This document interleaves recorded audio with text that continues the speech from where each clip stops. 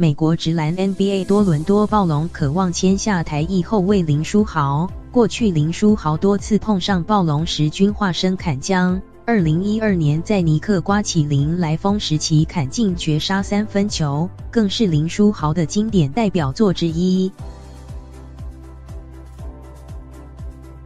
老鹰确定买断林书豪合约，在48小时的程序走完后，目前东区第2的暴龙渴望正式签下林书豪。林书豪2012年在尼克出现伤兵困扰时，适时顶上战力空缺，每场比赛令人惊奇的表现，掀起林来疯 （Linsanity）。当年林书豪在2月对上暴龙1役，强攻全场最高27分，绿尼克客场3分险胜暴龙。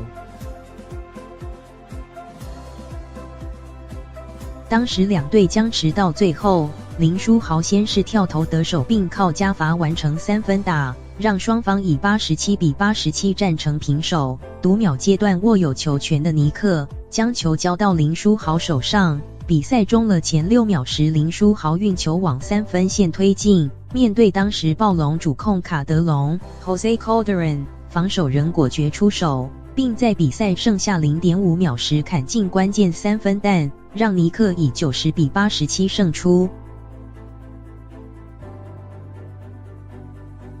换穿火箭战袍后，林书豪2013横线14球季11月在主场迎战暴龙的比赛替补上场，包含3分球6投3中在内，整场比赛17次出手命中10球，轰下全场最高31分，让火箭以110比104击退暴龙。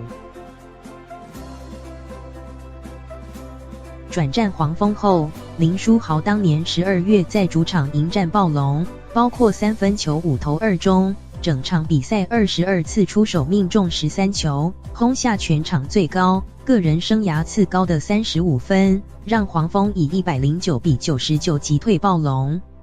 近年多担任替补的林书豪，本季在老鹰11月主场迎战暴龙时，从板凳杀出，包括3分球5投4中，整场比赛13次出手命中11球，攻下全队最多，个人本季最佳的26分。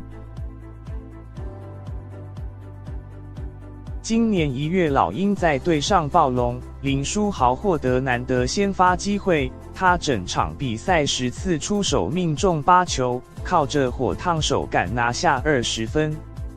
俨然驯龙高手的林书豪，渴望加入他打得十分顺手的暴龙。后时球队后场战力，也难怪有球迷戏称暴龙拿林书豪没辙，索性纳他入旗下。